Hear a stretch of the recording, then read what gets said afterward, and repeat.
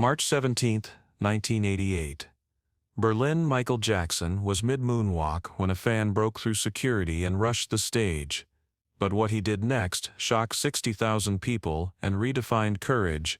Like this video, explore my channel for more untold stories, and subscribe so you never miss future stories. The Olympic Stadium erupted as the King of Pop glided backward across the stage, defying gravity with movements that seemed impossible for any human being. It was 9:47 p.m. exactly. The peak moment of Billie Jean during the Bad World Tour's stop in West Berlin. 60,000 German fans screamed so loudly the sound itself felt like physical pressure against the skin. Michael's sequin jacket caught every spotlight as his white-gloved hand struck the iconic pose. This was perfection incarnate. Every step rehearsed to the millisecond. Every breath calculated. Every movement designed to create magic. Then, everything shattered. From the general admission section, a figure in a black leather jacket broke through the barrier. Security guards lunged but missed. The invader was fast, desperate, and already halfway across the 20 feet, separating the crowd from the stage.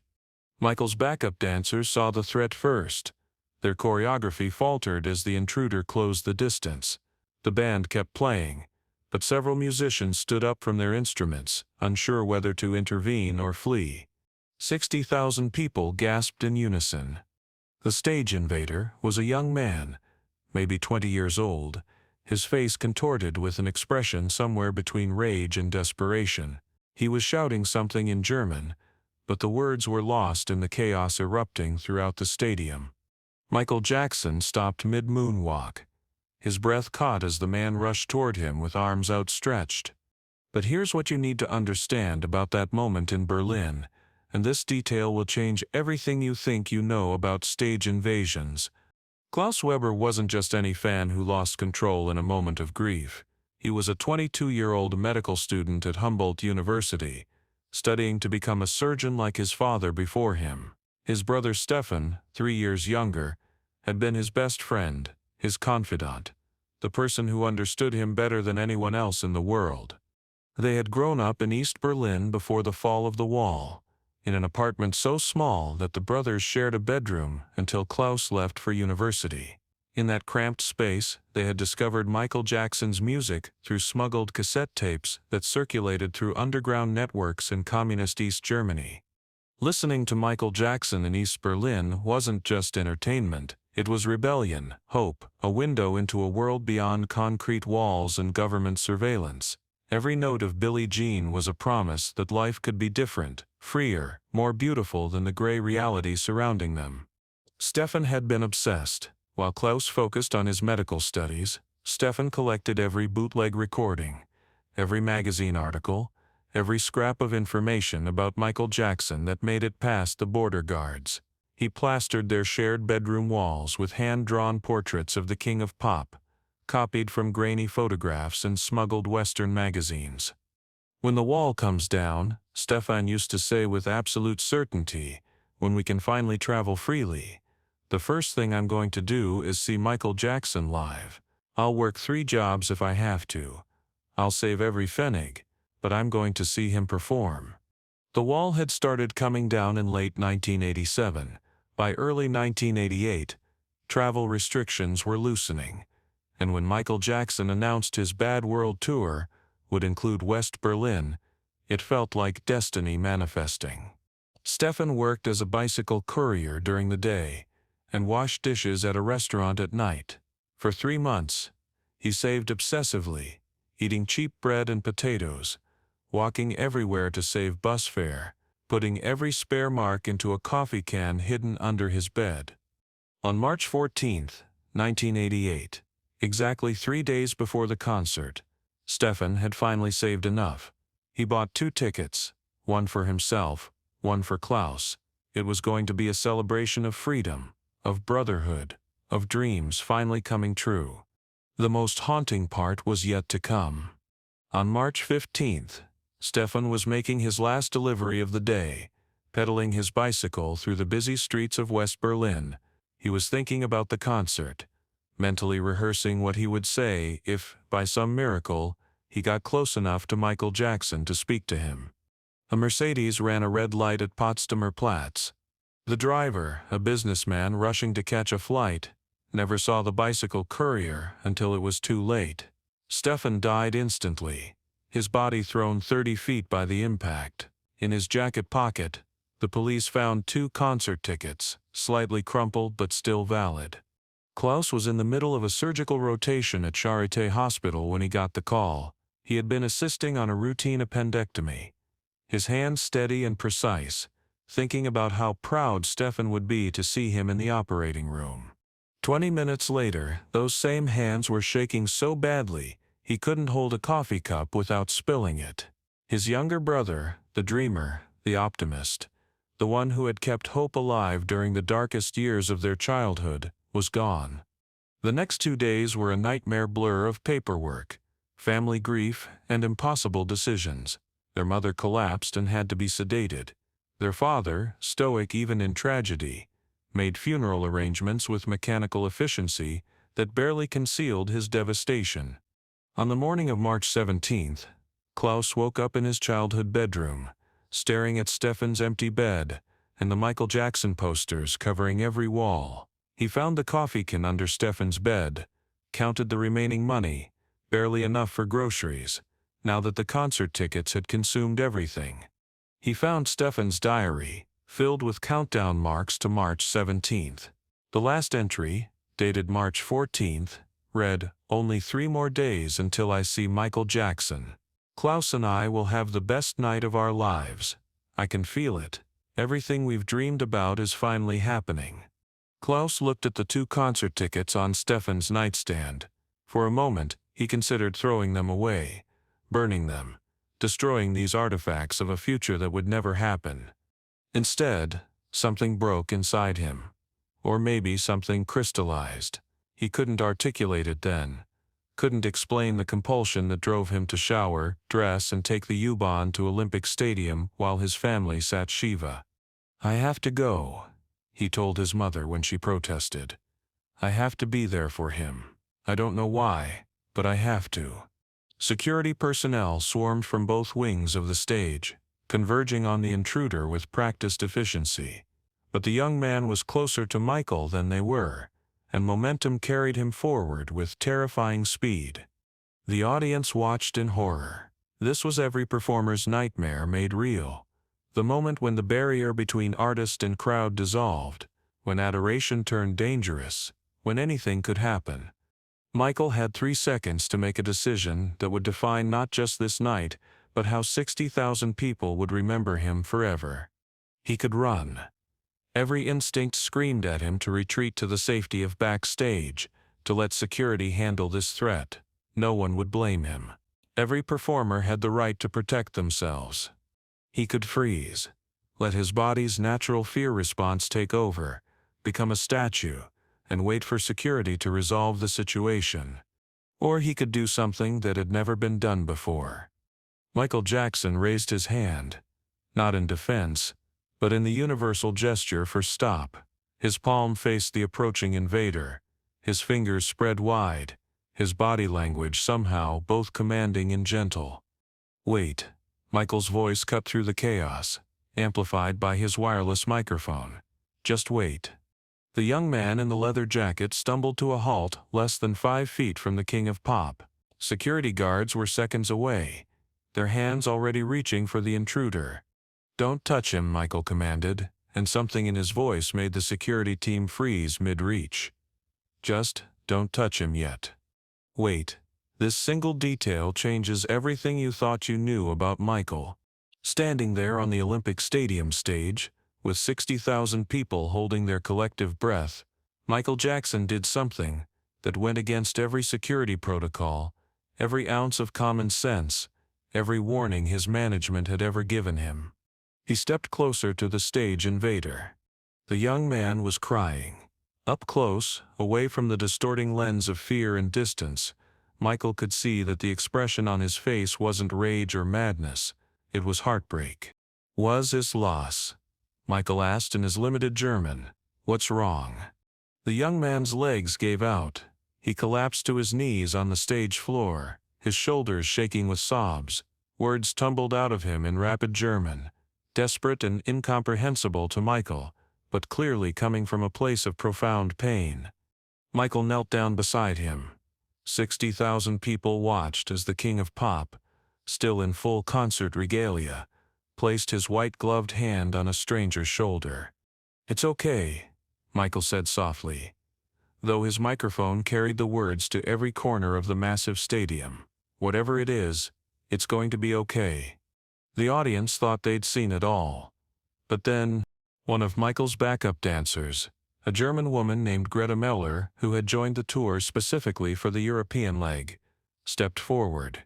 She spoke quickly in German to the young man, listened to his response, then translated for Michael. "He says his name is Klaus," Greta said, her own voice shaking. "He says his brother died 2 days ago. Motorcycle accident. His brother's last words were about tonight's concert, about how he'd been saving for months to see you perform. Klaus says he doesn't know why he did this, but he needed to tell you that his brother loved you." The Olympic Stadium fell into a silence so complete that the ambient noise of the city could be heard through the open roof. Michael remained kneeling beside Klaus, his hand still on the young man's shoulder. When he finally spoke, his voice carried the weight of genuine emotion that no amount of performance training could fake. "What was your brother's name?" "Stefan," Klaus whispered, and even without microphones, 60,000 people seemed to hear it. "Stefan," Michael repeated, and somehow the name gained weight, meaning, permanence. "Greta, please tell Klaus that Stefan is here tonight, that love doesn't die, that his brother is still with him, and always will be." Klaus looked up at Michael through tears, and something passed between them. Recognition, perhaps, of shared grief, shared loss, shared humanity, that transcended language and circumstance. "Stop. What you're about to hear changes everything you thought you knew." Michael stood and helped Klaus to his feet. Security guards remained frozen in place, unsure what their role was anymore in this unprecedented situation. "Ladies and gentlemen," Michael addressed the crowd, "this is Klaus. 2 days ago he lost his brother Stefan. Stefan was supposed to be here tonight. He can't be. But Klaus is here for both of them." The crowd began to understand. 60,000 separate individuals began transforming into something else, a collective embrace, a unified expression of compassion. "Klaus, I want you to stay on stage for the next song," Michael said. "I want you to stand right here, center stage, and I want you to feel what your brother would have felt. I want you to experience this for Stefan." Klaus nodded, unable to speak. Michael turned to his band. From the top, Human Nature. "And let's make it special." What followed was unlike anything ever captured in concert footage. Michael Jackson performed Human Nature with a grieving stranger standing beside him at center stage, while 60,000 Germans created something that transcended entertainment and became a ceremony of collective healing. The song wasn't just performed, it was lived. Michael's voice carried every ounce of vulnerability and strength that made him legendary. But this time it was directed not at an abstract audience, but at one specific person experiencing one specific pain. Klaus stood there, tears streaming down his face, his body swaying slightly to music that his brother would never hear. When Michael reached the chorus, he held the microphone toward Klaus, offering him the chance to sing along. Klaus couldn't sing. His voice caught in his throat, choked by grief and gratitude and disbelief at where he found himself. But 60,000 people sang for him. 60,000 voices joined together to give Klaus and Stefan the tribute they deserved. But here's the detail that will leave you speechless. After the song ended, something extraordinary happened that changed security protocols at concerts worldwide. Instead of arresting Klaus or ejecting him from the venue, Michael asked security to escort him to a VIP section where he could watch the rest of the concert in comfort. "Tonight Klaus is my guest," Michael announced. "And I want everyone here to understand something. We don't know what battles people are fighting. We don't know what grief they carry. Sometimes The craziest thing someone can do is also the bravest thing. Klaus was brave tonight. The standing ovation lasted 7 minutes. 7 minutes where 60,000 people applauded not just for Klaus, but for Michael's compassion, for Stefan's memory, for the possibility that humanity could triumph over fear. The concert continued. But it was transformed. Every song carried additional weight, additional meaning. When Michael performed Man in the Mirror, he dedicated it to Stefan. When he sang Heal the World, he invited Klaus back on stage to stand beside him. By the end of the night, Klaus had become a symbol, not of danger or disruption, but of how pain can drive us to desperate acts, and how compassion can transform those acts into moments of grace. But the ripple effects of that night were just beginning. The next morning, Klaus gave an interview to German television. He spoke about his brother's death, about the irrational grief that had driven him to break through security, about Michael Jackson's inexplicable kindness. "I could have been arrested," Klaus said, his voice still raw from crying. "I could have been hurt. But Michael saw me as a human being first. He saw my pain before he saw my action. That's what it means to be truly great." The interview was broadcast across Europe, then worldwide. Within days, the story had spread through every major news outlet. But more importantly, it spread through grief support networks, through forums for people dealing with loss, through communities of fans who suddenly understood that Michael Jackson wasn't just a performer. He was a teacher of compassion. Stop. The next revelation will astound you. Concert security protocols worldwide began to change because of what happened in Berlin. The Michael Jackson Protocol, as it became known in the industry, emphasized de-escalation over immediate force when dealing with stage invaders. Security training programs began incorporating scenarios where apparent threats might actually be people in crisis. Guards were taught to assess not just actions but context, to look for signs of emotional distress rather than assuming malicious intent. Klaus became an advocate for mental health awareness in Germany. He founded an organization called Stefan's Light, which provided grief counseling and suicide prevention services. The organization's logo featured a spotlight, a tribute to the stage where Klaus had found unexpected salvation. "Michael taught me that being broken doesn't make you dangerous," Klaus said at the organization's launch. "It makes you human, and humans deserve compassion, not condemnation." Michael himself never publicly discussed the incident beyond that night, but people who worked with him on subsequent tours reported that he approached stage invaders differently after Berlin.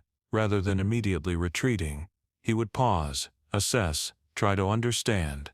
On 3 more occasions during the remainder of the Bad World Tour, fans made it onto stage. Each time, Michael stopped the show.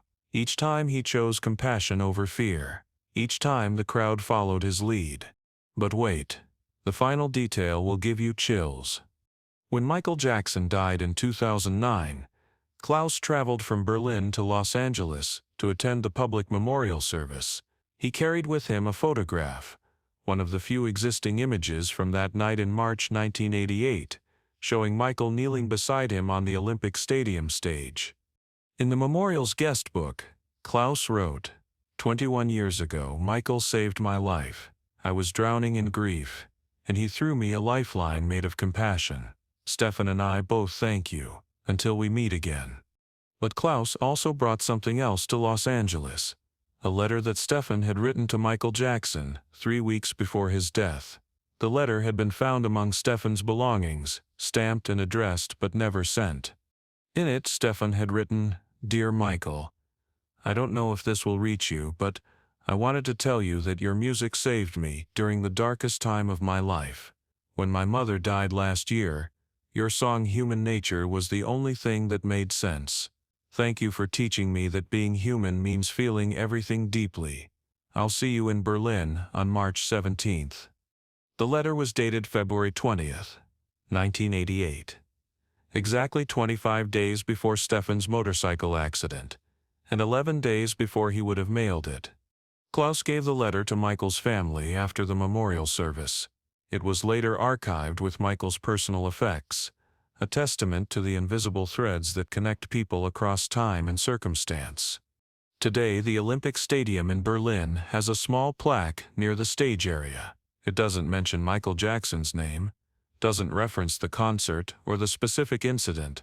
It simply says, "In memory of Stefan Weber, 1964 to 1988, and the power of compassion to transform tragedy into grace." Every March 17th, people gather at that plaque, not just fans of Michael Jackson, but people who've lost loved ones, people struggling with grief, people who need to be reminded that compassion is stronger than fear. March 17th, 1988. The night a stage invader became a symbol of humanity. The night Michael Jackson chose understanding over safety. The night 60,000 people learned that sometimes the bravest thing we can do is pause before we judge. The king of pop became something greater that night. He became proof that in our most vulnerable moments, when fear demands we protect ourselves, choosing compassion instead can transform not just one life, but thousands of lives connected by invisible threads of shared humanity. Like this video, explore my channel for more untold stories, and subscribe so you never miss the next one.